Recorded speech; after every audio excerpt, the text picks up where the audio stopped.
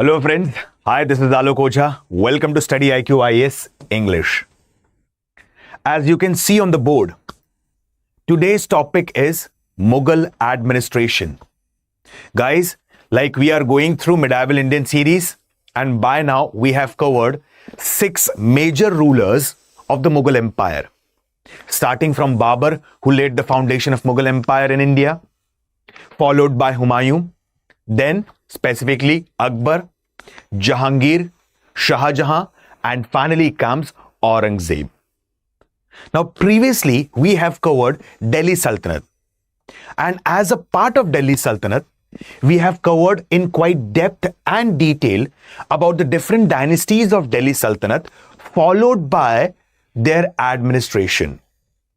Similarly, in today's short video of 25 to 30 minutes, maximum 35 minutes, here we are going to focus precisely on the administration of Mughals. Correct? Like what was their central administration? What was their provincial administration? How did the Mughals manage the administration at the grassroots level?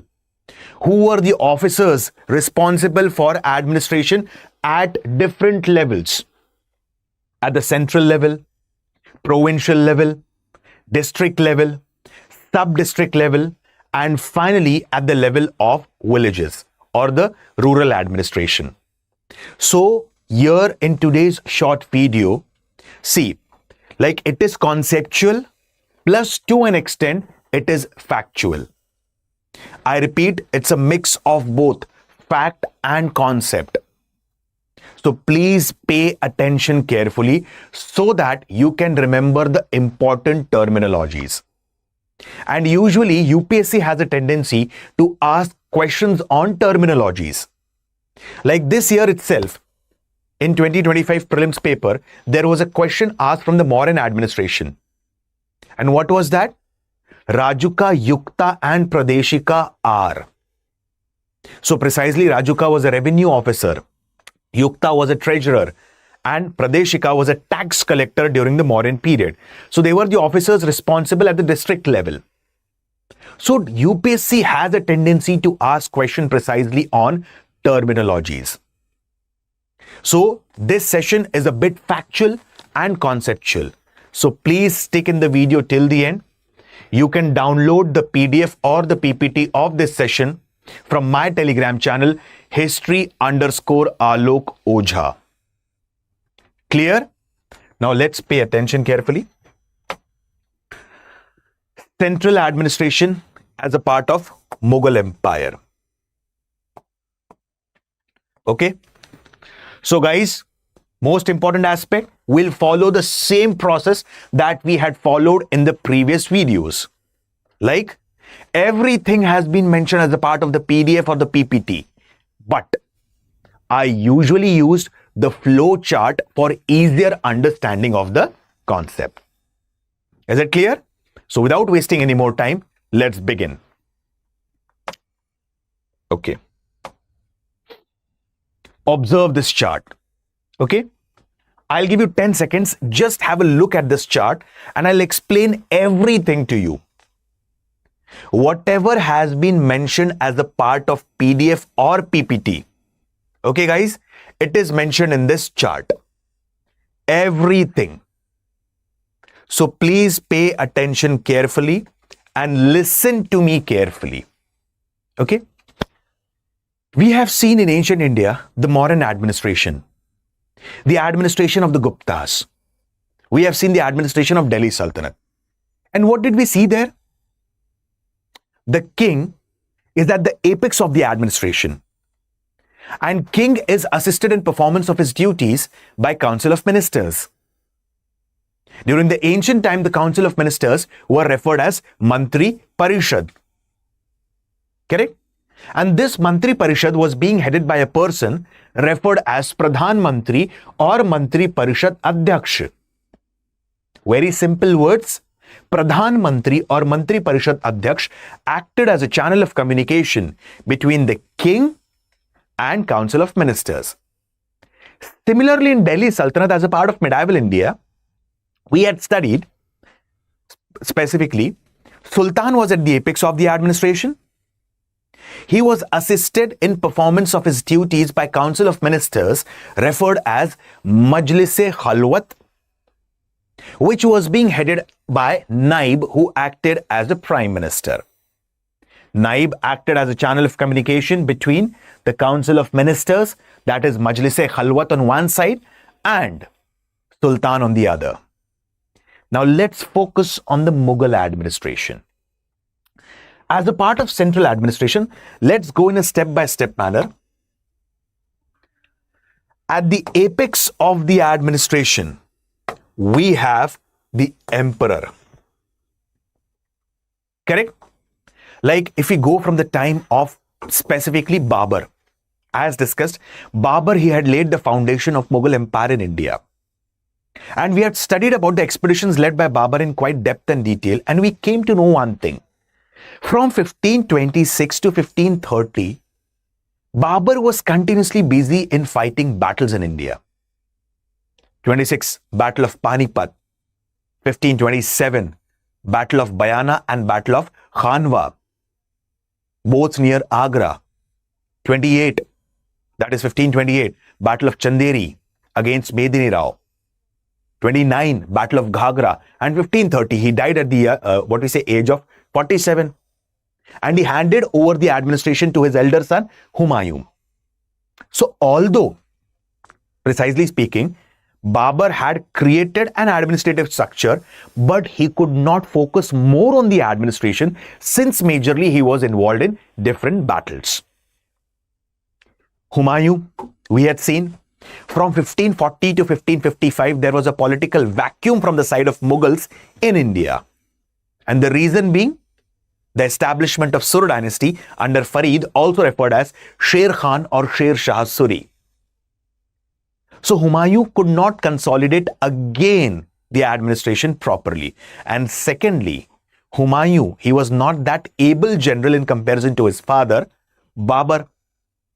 From the time of Akbar, proper administrative setup was being laid down. And since the ancient time, the emperor was considered as supreme. From the time of Mauryas, in Guptas we had seen, Guptas believed in something called as theory of divinity, divine origin of the ruler. Specifically speaking, here, during the time of Delhi Sultanate, I had given you one of the examples of Balban. Balban, he said, he assumed the title Zile Illahi and Niyabate Khudai. Sultan is shadow of Allah on the earth. And whatever Sultan is saying are the instructions of Allah, Niyabate Khudai, and it is the responsibility of the people to follow them. True? So, Zile Illahi and Niyabate Khudai. This simply exemplifies the supreme status of the emperor or the sultan at that time. Similarly here, the Mughal emperors were called as Badshah or Shahenshah. And they practiced one thing which is referred as Jharokha Darshan. Like at a particular point of a day, the king used to come and he used to present himself in front of the Diwan-e-Aam, the normal public.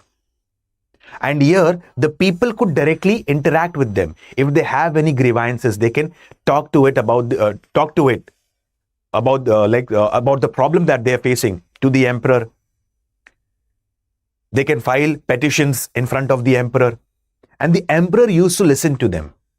One of the finest example, if you remember, golden chain of justice system that was being started by Mughal Emperor Nuruddin Muhammad Salim, also referred as Jahangir.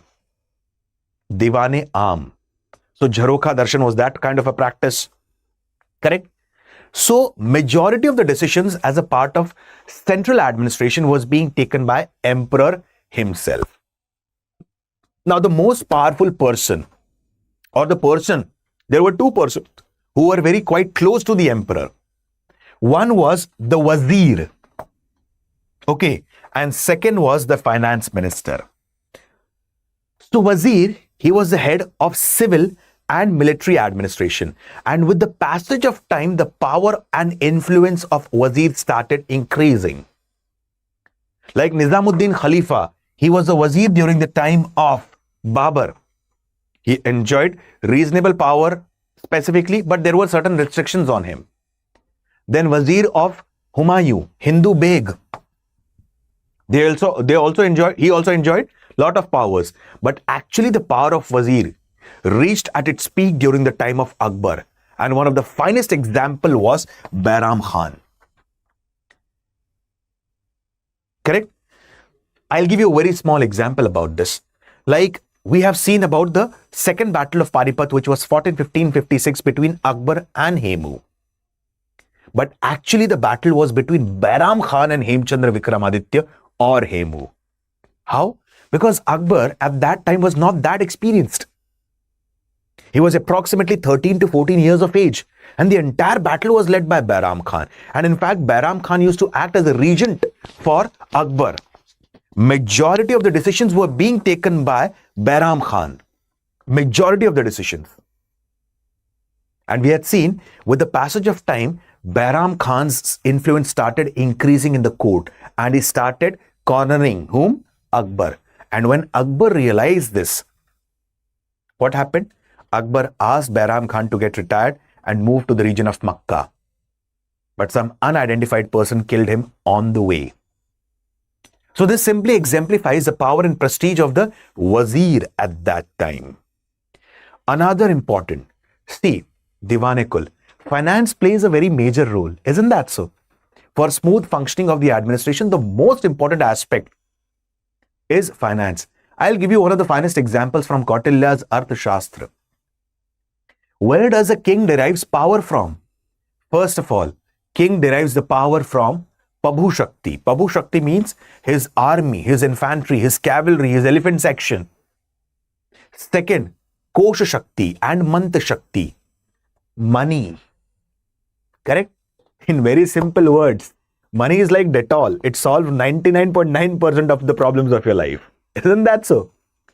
So, in very simple words, Kosh plays a very major role in strengthening what we say kings, what we say specifically aura at that time. And Mant Shakti, advisors of the ruler.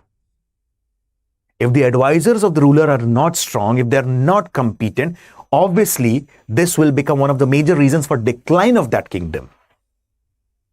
So Diwane-Kul, okay, this was nothing but finance minister, Diwane-Kul. Okay, he was the head of the revenue department.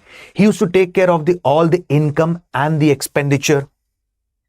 He was like, for example, if Akbar has gifted a particular piece of land to somebody, Inam land. Okay, so that would be under the direction of whom?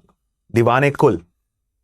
He will take care of the transfer of the land. Khalis land, different Jagirs, everything was under whom? Diwane-Kul. So he was the head of the revenue department. He was the finance minister and quite close to the emperor and directly appointed by the emperor. Then comes Mir Bakshi. Who is Mir Bakshi? Head of the military department. This is the example of what? Kosh Shakti. I am comparing things to Kautilya's Arthashastra. This is the example of Kosh Shakti. This is the example of Pabhu Shakti, infantry. So Mir Bakshi, he was the head of the military department. He was the head of the army. Okay, like he is considered as a paymaster general of the army. And usually the Mansabdars of all the ranks worked under Mir Bakshi.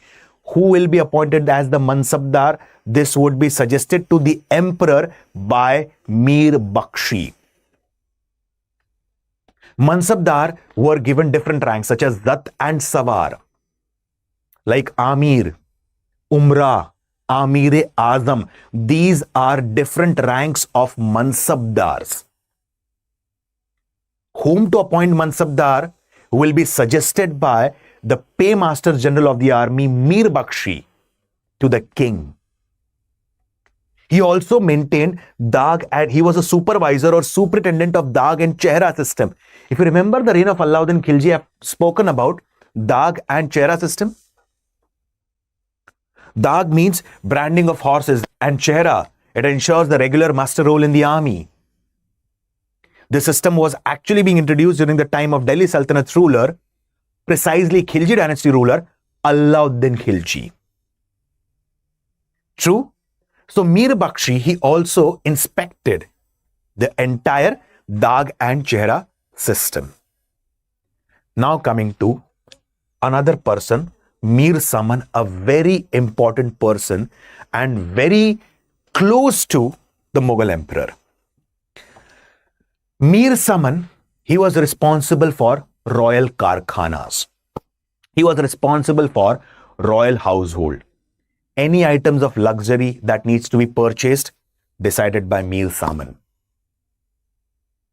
Anything, weapons that needs to be purchased, decided by Mir Saman.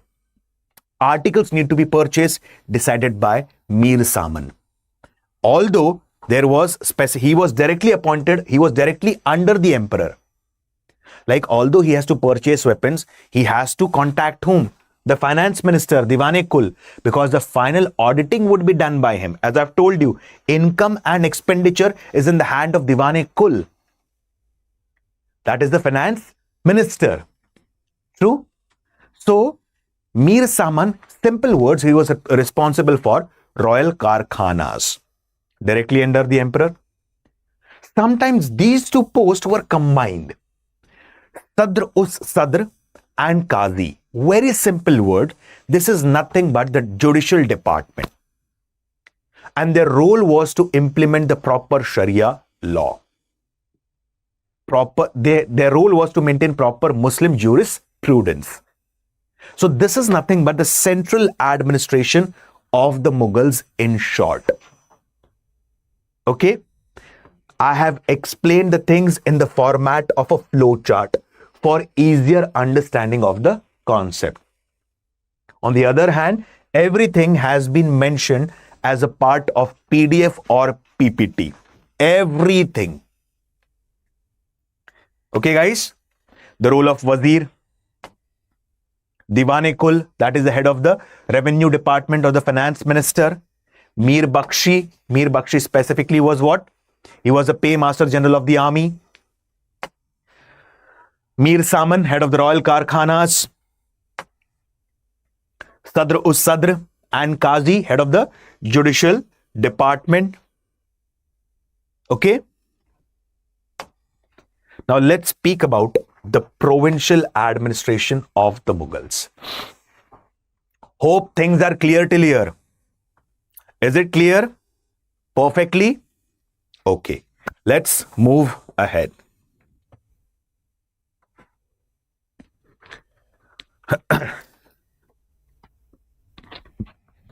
Now let's talk about the provincial administration. Same like Delhi Sultanate. The entire, what we say specifically, empire was divided into different provinces. Similarly, the Mughal empire was also further divided into different provinces. And these provinces were specifically referred as subas. Okay? So now let's understand about the officers at the provincial level. First officer was Subedar. So the provinces were called as Suba. Suba was headed by Subedar. Okay? Now, Subedar, he had different duties. First of all, he was responsible for maintenance of law and order at the provincial level. And he was being directly appointed by the emperor. Okay? His responsibility was to maintain law and order, to go for welfare activities such as construction of wells, reservoirs, sarais. Now, what is sarais? Like during the time of Akbar, rather than saying from the time of Akbar, actually from the time of Sher Shah Suri itself, there was construction of many highways. And the major purpose was to boost the trade and economy. So, at that particular point of time, these highways needs to be guarded and protected. So, there were proper, what we say, officers who were responsible for protection of these highways. Proper sarais or rest houses were being constructed for the travelers who are traveling on these highways. And the onus of all these responsibilities was on the shoulders of Subedar, who was directly being appointed by the Mughal emperor. And Subedar was the head of the province, referred as Suba. Like, similarly, in the central administration, we had the revenue department, Diwan-e-Kul. Here also, there is a revenue department, Diwan. And Diwan is directly appointed by the emperor. Please do not get confused. Like in central administration, who is the head? Emperor. In the provincial administration, who is the head? Subedar. But although Subedar is the head, majority of the decisions are being taken by the emperor and the imperial court. Okay? So, Diwan, he is responsible for financial administration, revenue administration at the level of Suba, at the level of the provinces. And he was directly being appointed by the emperor. Similar responsibility like Diwan-e-Kul of the center. Income and expenditure, everything. Bakshi, military commander. There we had seen Mir Bakshi. He was the head of the military, paymaster general of the army. Here he is the head of the military at the level of Suba. And he is also appointed by the emperor on the advice of imperial court and Mir Bakshi. Clear? Please do not get confused. Things are similar. I'll repeat. Provinces were referred as Suba, appointed by whom? Sorry, provinces were referred as Suba, headed by Subedar, who was appointed directly by the Mughal emperor. Okay? His responsibility, in simple words, was maintenance of law and order and go for welfare activities. Then comes the finance minister, Diwan. He was directly appointed by the emperor. Then comes Bakshi. He was also appointed by the emperor on the advice of imperial court and Mir Bakshi, paymaster general of the army at the central level. Okay? For proper communication between the Suba and the emperor, there was a system of communication network, which is referred as Daroga-e-Dak. Proper postal runners were there to carry forward the messages. In fact, boats were also being used for faster delivery of the messages. Okay? Horses, special horses were being deployed. Special cavalrymen were being deployed for carrying message or for delivering the message from one Suba to the other, or from Suba to the district, or from center to the Suba, and so on. So this is nothing but the administration at the provincial level. During the time of Akbar, initially there were 12 Subas, and later on their number increased to 15. Clear? Like at that time the Subas were Awadh, Allahabad, Ahmedabad, Kabul, Lahore, Delhi, Bihar, Bengal. All these were the Subas during the time of Akbar. And during the time of Aurangzeb, the number of Subas increased to 21. So initially it was 12, 15, and then 21. Hope you understood the provincial administration, guys. Clear? So this was central, then comes provincial. Okay? This is nothing but the entire explanation of what I have mentioned in the flow chart. Okay? Like you can observe here, provincial governor referred as Subedar. Diwan, that is the head of the revenue department at the provincial level. Bakshi, head of the military department at the provincial level, appointed on the advice of Mir Bakshi and the imperial court by the emperor. Daroga-e-Dak, responsible for proper communication. Okay. Now let's understand the administration at the local level, grassroots level administration. Okay. Again, let's go through the flow chart.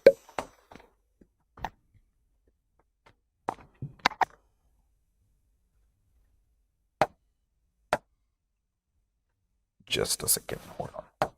Yes. Now these provinces were further divided into districts. Provinces were referred as Suba. And now districts, they are referred as Sarkar. So provinces were further divided into districts. Districts were referred as Sarkar.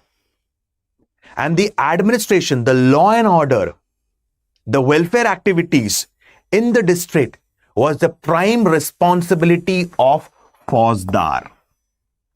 So the role of Subedar at the provincial level, or rather than saying the role of Fauzdar at the district level, was similar to the role of Subedar at the provincial level.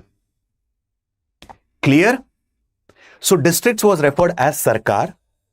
The administration of Sarkar was being taken care by two dignitaries. One was Fauzdar, responsible for administration, law and order, law enforcement at the level of district. Second was Amal Guzar. Amal Guzar's prime responsibility was revenue collection at the district level. Okay. Now districts are further divided into taluka, town, tehsil, sub-districts. And here again, just a second. And here again, the administration of Pargana or sub-district was in the hands of two officers, Tikdar and Amil. Same role that was played by Subedar at the provincial level and Fauzdar at the district level. So Shikdar, he was responsible for maintaining law and order, and Amil or Kanun Go, I repeat, Amil or Kanun Go was responsible for revenue collection. Clear? Then there were officers called as Kotwal. Kotwal, these are like modern day police officers. Their responsibility was again maintaining law and order in the town. Nobody can sell the illicit liquor without the permission of the government. Nobody can trade in the city without the permission of the government. Kiladar. Kila means fort. Kiladar was the head of the fort specifically. Like during the Mauryan period, if you remember, we had seen Durgapal. Durg means fort. And Durgapal, he was the governor of forts. Similarly, Kila means fort. Kiladar means head of the forts. Clear? I'll repeat the points again. Central level, the administration was being taken care by the king, referred as Badshah or Shahenshah. He was assisted in performance of his duties by different officials such as Diwan-e-Kul, Finance Department, Mir Bakshi, Military Department, then Saman, Mir Saman, he was responsible for royal household, Qazi, Sadr-us-Sadr, and so on. Now, it is further divided into different provinces. The provinces were referred as Suba, headed by Subedar. Responsibility was maintenance of law and order. Other officials were Diwan, Bakshi, Daroga-e-Dak, and so on. These provinces are further subdivided into districts. Districts are referred here as Sarkar. Correct? Now, there were two important dignitaries or officials. One was Fauzdar, whose prime responsibility was maintaining law and order, and the other one was Amal Guzar, whose prime responsibility was revenue collection. Districts are further subdivided into tehsil, town or taluka, or sub-districts. Shikdar, responsible for maintenance of law and order in sub-district, and Amil or Kanun Go was responsible for revenue collection. Kotwal, these are like police officers. Kiladar, these are the head of the forts. Clear till here, my friends? I have tried and simplified in a very simple manner. Now let's understand at the level of grassroots level, that is at the rural level. Villages were referred as Gram or Mauza, and the administration of the village was being taken care by Muqaddam or Chaudhary. He was responsible for maintenance of law and order at the village level. And Patwari, even this post is prevalent today. Patwari, he was nothing but village accountant. So this is the administration precisely of the, what we say, Mughals at that time. Okay. Now taxes were majorly collected in two different categories. There were two kinds of taxes. First was Mal Ujihat and second was Ser Jihat. So Mal Ujihat was a taxes that was being collected from land revenue, precisely from the peasants. And Mal Ujihat, or sorry, Ser Jihat, it was a tax that was being collected from mercantile. Simple words, the tax that was being collected from the trade that was being taking place. So there were majorly two kinds of taxes. Mal Ujihat, based on land revenue. Ser Jihat, it was based on trade, mercantile, and so on. Okay. Moving further, Jagirs. They were being classified into four parts: Tankha, Watan, Inam, and Mashroot. Tankha. Do you remember the Ikta system that was being initiated by Iltutmish? Yes. What was that system? Rather than giving salary in cash, the nobles were given a piece of land.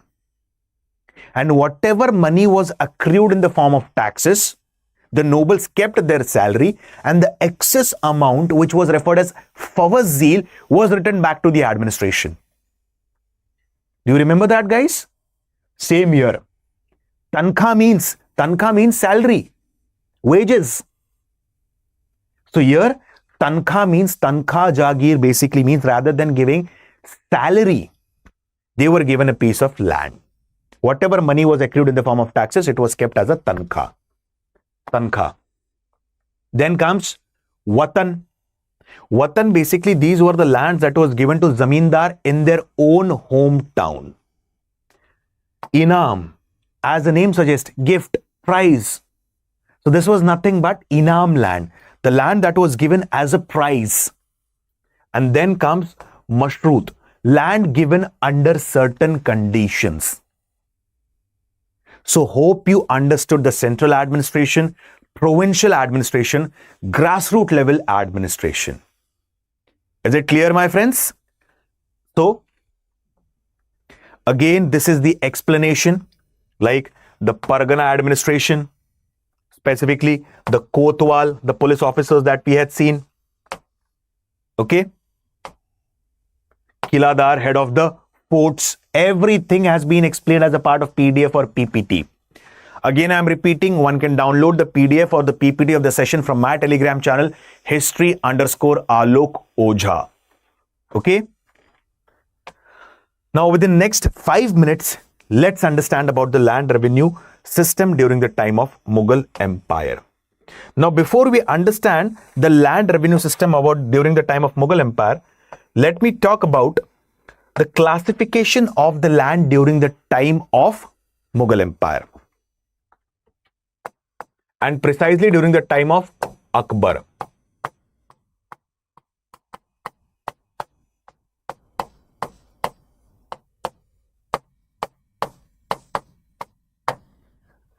Okay. Now the land was majorly classified into four categories.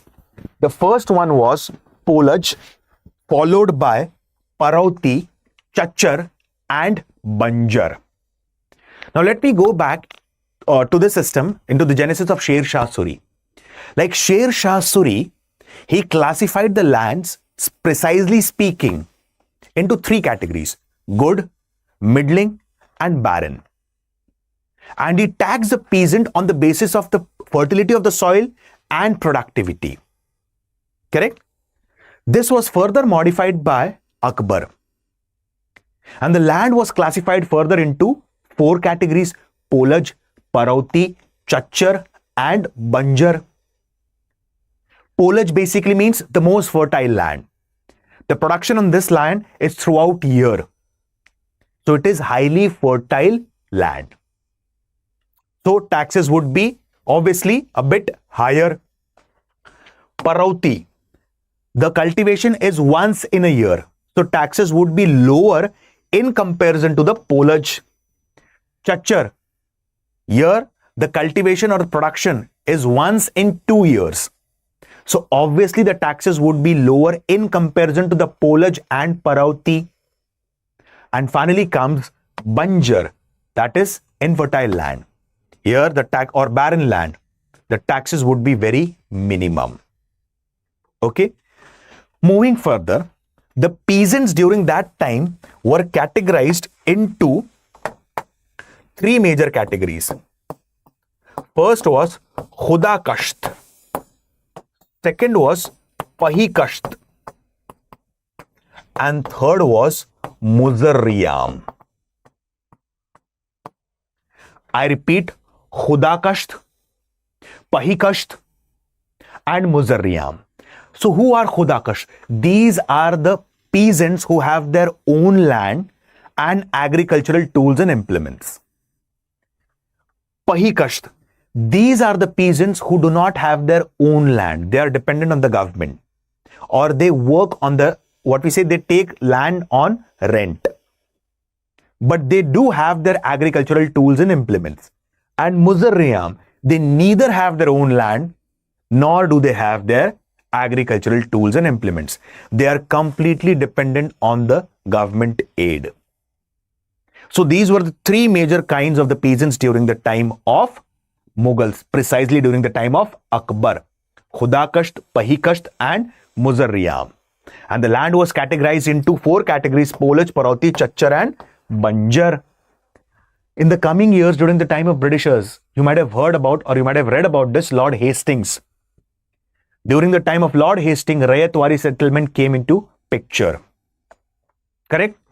And Rayatwari system of land revenue, what we say, covered maximum part of British India at that time. Specifically, it covered approximately around 51% of British India. Zamindari system, it covered 19% of British India. And Mahalwari system, it covered approximately around 30% of British India. And what was Rayatwari system? English East India Company will directly collect the revenue from the peasants. Zamindar as a middleman was abolished. And in that case, the land was collected from the peasant by the company on the basis of fertility of the soil. So where does the genesis of Rayatwari system goes back to? It actually goes back to the time of Sher Shah Suri and Polaj, Parauti, Chachar, and Banjar. Clear? So, how was the revenue being collected at that time? Let's understand. One system was Ghala Bakshi. This is nothing but crop sharing. Okay. So it was a contract between the peasant and the government, the farmer, cultivator, and the government. So both of them shared the risk equally. For example, if the production, like for example, if there is a proper monsoon, the weather is good, obviously the production would be higher. So in that case, the state will also benefit. But the major part of the risk was on the state. Why? Because to protect the crop, it was also the responsibility of the state, because they are taking taxes from the peasant. So such a system was referred as Ghala Bakshi. Another important system was Kankut or Dam Bandi. Okay. Now what is Dam? Dam basically means grain. Bandi means fixing. Okay. Now, with the help of a rope, okay, in Hindi referred as Rassi, what happens? The land is being measured. After measuring the land, the productivity, the past year productivity is being calculated. Like for example, what was the past year productivity? On the basis of that, the land was categorized into 3 categories: good, middling, and average or bad land or barren land. And then taxes were being implemented. This system is called as Kankut or Dam Bandi. Dam means grain, Bandi means fixing. Clear? I'll repeat. With the help of a rope, what used to happen? Specifically, the area was calculated. Okay? After calculating the area, what used to happen? Precisely, now the productivity would be like on the basis of the past year's production. The productivity would be checked and the land would be categorized and taxed accordingly. This system is called as Dambandi or Kanakut. The Hessel system, it was introduced during the time of Akbar, and this was actually the brainchild of Raja Todarmal, who is also considered as one of the Navratnas in the court of Akbar. Okay, like the Akbar's court is famous for different Navratnas. You might have heard about Birbal, correct? Birbal is considered as one of the favorite Navratna of Akbar, whose actual name was Mahesh Das. So there were different Navratnas such as Raja Todarmal, Raja specifically Man Singh, Birbal or Mahesh Das, Abul Fazl, Faizi, Mulla do Pyaza. He was a chef. Okay. So he had suggested one system which is called as Zabti system or Bandobast system. Sorry, the Hessel system or Zabti system or Bandobast system. What is this system all about? For past 10 years, the production is calculated. Very simple words I'm telling you. Okay. And whatever is the average of the past 10 years, 1/3 of that is paid as a revenue or as a tax to the government. Decimal means 10. So revenue or production for past 1 decade, 10 years is calculated. And whatever might be the average, 1/3 needs to be paid as revenue to the government. And finally comes Nasak. So what is Nasak? The peasants, they had to pay like what they have been paying in the past. On the basis of that, they had to pay now. So these were the, what we say, land revenue system at that time. So this is majorly about the administrative aspects of the Mughal Empire. Here, I have not covered the currency system. I have not covered specifically the trade and so on. But we have seen the basic administrative officials who were present during the time of Mughals. Hope you understood things in this short video. Okay, guys? My friends, today is the last day of end of the season sale because it is going to end on 31st August 2025. Today. Okay? One of the best aspects here is all the courses, specifically the courses, like there's a separate course of UPSC in English. Rather it be history, geography, polity, economy, science and tech, current affairs, internal security, ethics, everything would be taught to you in English. And this will be helpful for the aspirants precisely from southern part of India and northeastern India. Okay? Prices are quite pocket friendly, quite affordable in comparison to the hefty fees at offline centers in Delhi. Price is 25,999.